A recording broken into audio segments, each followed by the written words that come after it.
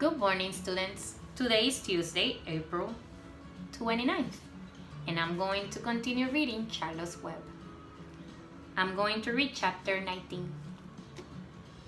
And we are going, after we read the chapter, we are going to do the response as we always do, summarize what we read. And today I'm going to ask you to do something a little different that you have been doing so far. That is to respond, and then you're going to connect. You're going to make connections, either text to self, or text to world. I'm going to start reading the chapter. This chapter is called The Egg Sack. Next morning, when the first light came into the sky and the sparrows stirred in the trees, when the cows rattled their chains and the roosters crowed and the early automobiles went whispering along the road, Wilbur awoke and looked for Charlotte. He saw her up overhead in a corner near the back of his pen. She was very quiet. Her 8 legs were spread wide. She seemed to have shrunk during the night. Next to her, attached to the ceiling, Wilbur saw a curious object. It was a sort of sack or cocoon. It was peach-colored and looked as though it were made of cotton candy. "Are you awake, Charlotte?" he said softly. "Yes," came the answer. "What is that nifty little thing? Did you make it?" "Indeed, I did indeed," replied Charlotte in a weak voice. "Is it a plain thing?" "Plain thing? I should say not. It is my egg sack, my magnum opus." "I don't know what a magnum opus is," said Wilbur. "That's Latin," explained Charlotte. "It means great work. This egg sack is my great work. The finest thing I have ever made." "What's inside it?" asked Wilbur. "Eggs?" 514 of them," she replied. 514? said Wilbur. "You're kidding." "No, I'm not. I counted them. I got started counting, so I kept on, just to keep my mind occupied." "It's a perfectly beautiful egg sack," said Wilbur, feeling as happy as though he had constructed it himself. "Yes, it is pretty," replied Charlotte, patting the sack with her 2 front legs. "Anyway, I can guarantee that it is strong. It's made out of the toughest material I have. It is also waterproof. The eggs are inside and will be warm and dry." Here, this is the name of the chapter, The Egg Sack, chapter 19. And here you can see the egg sack or cocoon, like the narrator is explaining to us. And here you can see that Charlotte seems smaller than before. "Charlotte," said Wilbur dreamingly, "are you really going to have 514 children?" "If nothing happens, yes," she said. "Of course they won't show up till next spring." Wilbur noticed that Charlotte's voice sounded sad. "What makes yours sound so downhearted? I should think you'd be terribly happy about this." "Oh, don't pay any attention to me," said Charlotte. "I just don't have much pep anymore. I guess I feel sad because I won't ever see my children." "What do you mean you won't see your children?" "Of course you will. We'll all see them. It's going to be simply wonderful next spring in the barn cellar with 514 baby spiders running around all over the place. And the geese will have a new set of goslings, and the sheep will have their new lambs." "Maybe," said Charlotte quietly. "However, I have a feeling I'm not going to see the results of last night's efforts. I don't feel good at all. I think I'm languishing, to tell you the truth." Wilbur didn't understand the word language, and he hated to bother Charlotte by asking her to explain. But he was so worried he felt he had to ask. What does languaging mean? It means I'm slowing up, feeling my age. I'm not young anymore, Wilbur, but I don't want you to worry about me. This is your big day today. Look at my web. Doesn't it show up well with the dew on it? Charlotte's web never looked more beautiful than it looked this morning. Each strand held dozens of bright drops of early morning dew. The light from the east struck it and made it all plain and clear. It was a perfect piece of designing and building. In another hour or two, a steady stream of people would pass by, admiring it and reading it and looking at Wilbur and marveling at the miracle. As Wilbur was studying the web, a pair of whiskers and a sharp face appeared. I'm assuming you all know who that is. Slowly, Templeton dragged himself across the pen and threw himself down in a corner. "I'm back," he said in his husky voice. What a night! The rat was swollen to twice his normal size. His stomach was as big around as a jelly jar. Here you can see Templeton, and he's all fattened up because of all the food he's been eating in the county fair, going through all the trash and food left over by people who went to the fair the night before. What a night, he repeated hoarsely. What feasting and carousing. A real gorge. I must have eaten the remains of 30 lunches. Never have I seen such livings, and everything well ripened and seasoned with the passage of time and the heat of the day. Oh, it was rich, my friends, rich! You ought to be ashamed of yourself, said Charlotte in disgust. I would serve you right if you had an acute attack of indigestion. It would serve you right if you have an acute attack of indigestion. Don't worry about my stomach, snarled Templeton. It can handle anything. And by the way, I've got some bad news. As I came past the pig next door, the one that calls himself Uncle, I noticed a blue tag on the front of his pen. That means he has won first prize. I guess you are licked, Wilbur. You might as well relax. Nobody's going to hang any medal on you. Furthermore, I wouldn't be surprised if Zuckerman changes his mind about you.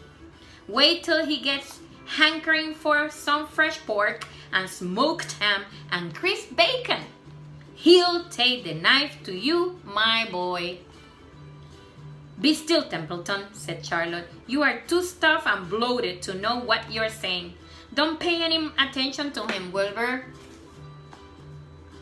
Wilbur tried not to think about what the rat had just said. He decided to change the subject. Templeton, said Wilbur, if you weren't so doopy, you would have noticed that Charlotte had made an egg sack. She's going to become a mother. For your information, there are 514 eggs in that peachy little sack. Is this true? asked the rat, eyeing the sack suspiciously. Yes, it is true, sighed Charlotte. Congratulations, murmured Temple. This has been a night. He closed his eyes, pulled some straw over him, and dropped off into a deep sleep. Wilbur and Charlotte were glad to be rid of him for a while. At 9 o'clock, Mr. Adable's truck rolled into the fair grounds and came to a stop at Wilbur's pen. Everybody climbed out. Look, cried Fern. Look at Charlotte's web. Look what it says. The grown-ups and the children joined hands and stood there studying the new sign. Humble, said Mr. Zuckerman. Now isn't that just the word for Wilbur? Everyone rejoiced to find that the miracle of the web had been repeated. Wilbur gazed up lovingly into their faces. He looked very humble and very grateful. Fern winked at Charlotte. Lurby soon got busy. He poured a bucket of warm slops into the trough, and while Wilbur ate his breakfast, Lurby scratched him gently with a smooth stick. "Wait a minute," cried Avery. "Look at this." He pointed to the blue tag on Uncle's pen. "This pig has won first prize already." The Zuckermans and the Arabels stared at the tag.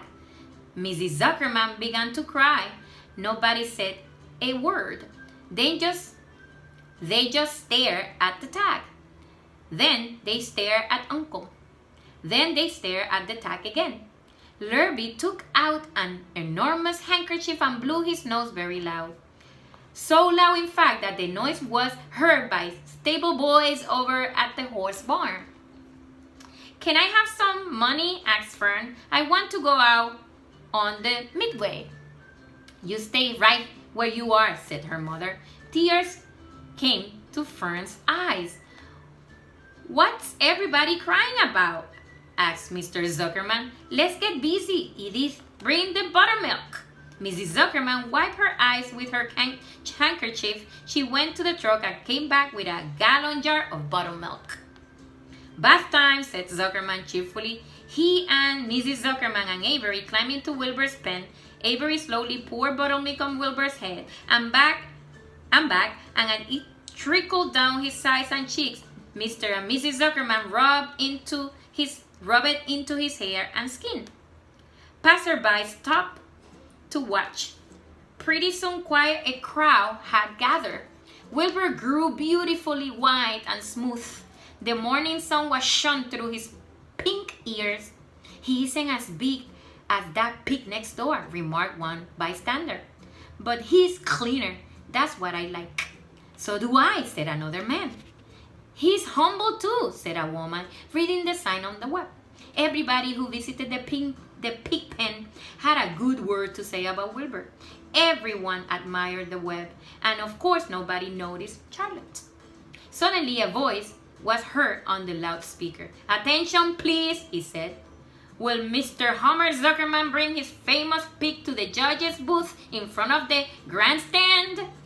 A special award will be made there in 20 minutes. Everyone is invited to attend.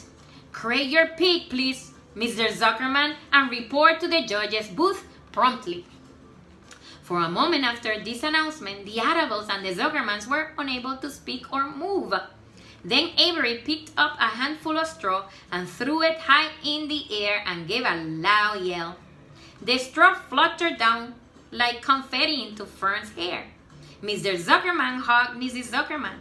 Mr. Arabel kissed Mrs. Arabel. Avery kissed Wilbur. Lurby shook hands with everybody. Fern hugged her mother. Avery hugged Fern. Mrs. Arabel hugged Mrs. Zuckerman. Up overhead in the shadows of the ceiling, Charlotte crouched unseen, her front legs encircling her egg sac. Her heart was not beating as strongly as usual, and she felt weary and old. But she was sure at last that she had saved Wilbur's life, and she felt peaceful and contented. "We have no time to lose," shouted Mr. Zuckerman. "Lurby, help with the crate." "Can I have some money?" asked Fern. "You wait," said Mrs. Arabel. "Can you see everybody's busy?"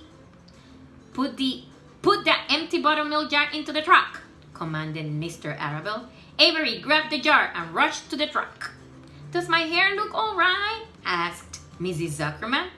"Looks fine," snapped Mr. Zuckerman as he and Lurby set the crate down in front of Wilbur. "You didn't even look at my hair," said Mrs. Zuckerman. "You're all right, Edith," said Mrs. Arabel. "Just keep calm." Templeton, asleep in the straw, heard the commotion and awoke. He didn't know exactly what was going on, but when he saw the men shoving Wilbur into the crate, he made up his mind to go along. He watched his chance and went when no one was looking, he crept into the crate and buried himself in the straw at the bottom. "All ready, boys," cried Mr. Zuckerman. "Let's go." He and Mr. Arabelle and Lurby and Avery grabbed the crate and boosted it over the side of the pen and up into the truck. Fern jumped aboard and sat on top of the crate. She still had straw in her hair and looked very pretty and excited. Mr. Arabelle started the motor. Everyone climbed in and off they drove to the judge's booth in front of the grandstand. As they passed the Ferris wheel, Fern gazed up at it and wished she were in the topmost car with Henry Fuzzy at her side. That's the end of the chapter. Here you can see when they were called by the loudspeaker and they were telling them that they were going to give a special prize to Wilbur. They all hugging each other. This is Avery, right? Doing a handstand, and they are all in joy and happy that Wilbur actually was going to get a special prize, even if it was a different one. So now, after you finish reading your 20 minutes, you are going to fill out the log, the response that is in your Forms app. And remember that you're going to add the connection part of it, right? How are you connected to this book? And if the book reminds you of another book, so that would be text to text. If the book reminds you of something that is going on in your own life and something that a relative, a friend, something that had happened to you.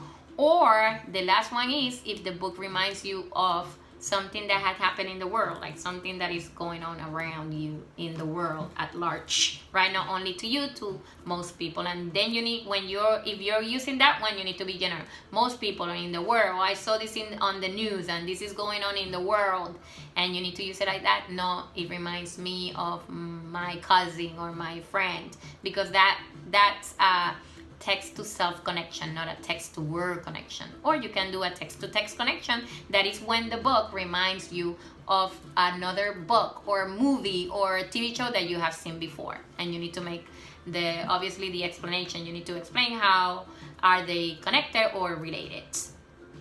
If you have no more questions,